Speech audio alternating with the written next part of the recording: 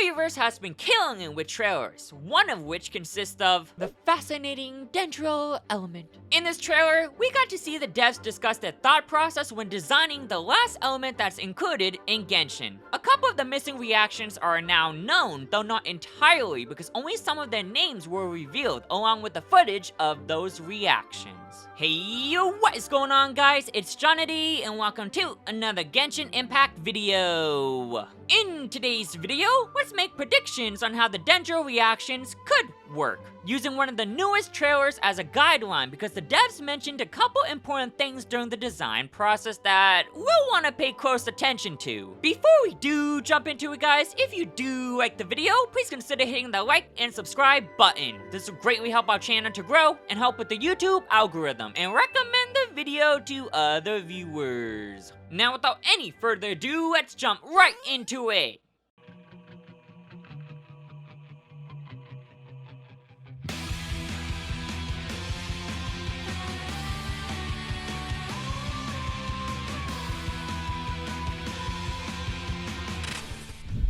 First, let's go over the facts and everything we know as a basis for our theories. Currently, there are only two Dendro enemies in-game, these being the Dendro Slime and Dendro Samatro, with only one Dendro reaction available, which is burning. When Pyro meets Dendro, the burning reaction is produced, which continuously burns anyone that's affected, decreasing their HP rapidly. As we all know, Anemo and Geo only have one reaction each, swirl and crystallize respectively. No matter what element they react with, outside of each other, you'll always end up with these two reactions. As a result, this led us to believe that Dendro will be the same, producing swirl and crystallize. In the trailer, the devs mentioned three keywords when designing Dendro, which are catalysis, wisdom, and life. Keep this in mind because it's going to be coming up a lot, so let's review what these words mean. By definition, catalysis is the process of increasing the rate of a chemical reaction by adding a substance known as a catalyst. For example, when you add Dendro to Pyro, it'll accelerate the spread of the fire. Wisdom as in knowledge, which we already knew from the Teyvat story chapter preview that Sumeru was affiliated with wisdom. Then life,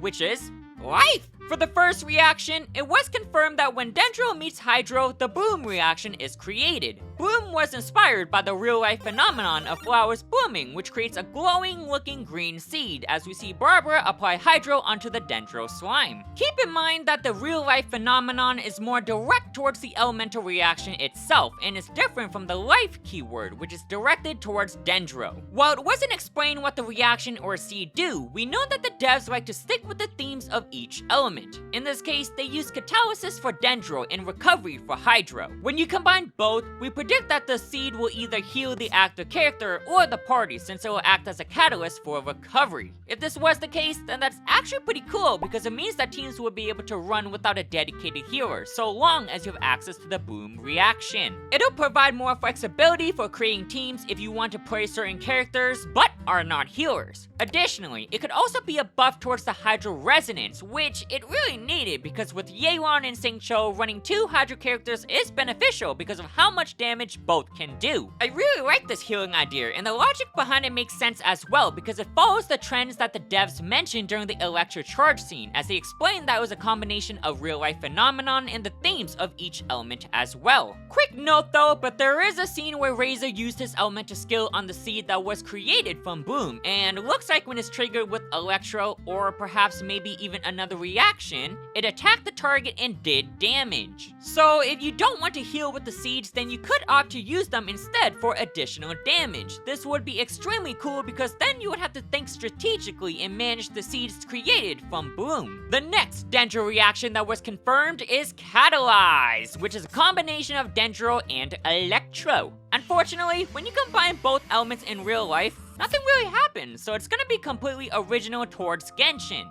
This one is a bit harder to figure out since not much was revealed and there isn't a real life phenomenon to compare it to. However, looking at it first glance, when Razor attacked with his elemental skill, you could see a yellowy green electric current surrounding the Dendro slime. The devs did mention that this reaction was a combination of the energy aspect of Electro and wisdom from Dendro. From these two themes, it led us to believe that the reaction could potentially confuse the enemy? Maybe it could alter enemies' behavior or position, because when you add too much energy to your thinking, you could overload your brain. If we take a look at the Dendro slime as an example, it did run away and then turned back around. While it's not uncommon for slimes to run away in general, perhaps this could be the confusion at play. For the Meteor scene, we didn't really get much out of this because he was getting attack stunned all the time. Regardless, it'll be interesting to see how this one plays out since this was one of the more difficult ones to figure out. For the last elemental reaction, this one is going to be completely blind on our part because the reaction between Dendro and Cryo was not mentioned at all, but like before,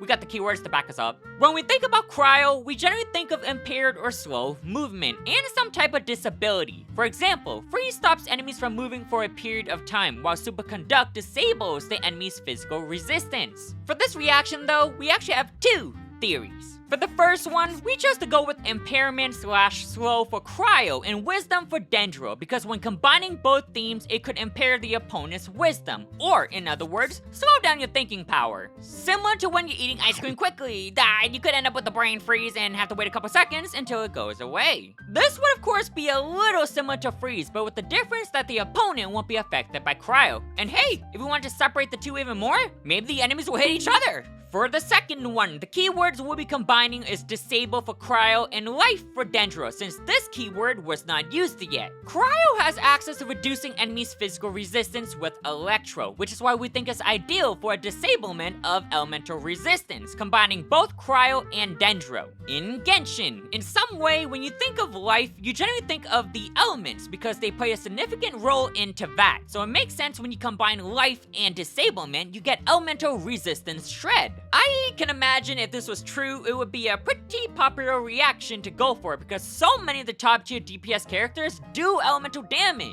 It would also be a great way to buff Anemo and Geo characters as main DPS because when utilizing 4-piece VV, it only reduces the enemy's elemental resistance with the swirled element, so Anemo and Geo are not included with the VV bonus. This could potentially even change up the meta and allow players without a VV set or Anemo user that can use one more diversity with team building since they have an option to shred elemental resistance without the help of VV, which I think would be pretty cool. And there we have it guys, these are predictions about every single Dendro reaction. Sumeru is very close and why we want to make this video so we can summarize and predict. The trailer was a great way to dive deeper into the dev's thought process when creating the Dendro element, which helped us make a prediction on how Bloom, Catalyze, and the other missing reactions could potentially work because for the longest time, the only one we knew was burning. Personally, I really like the Bloom theory on healing. If the seed is able to heal, then this could potentially spice up one of my favorite teams, which is Hazel, Yelan, Xingqiu, and Bennett. A minor issue I'm seeing with this team though is that it doesn't really feel like the party has any resonance, even though it clearly does.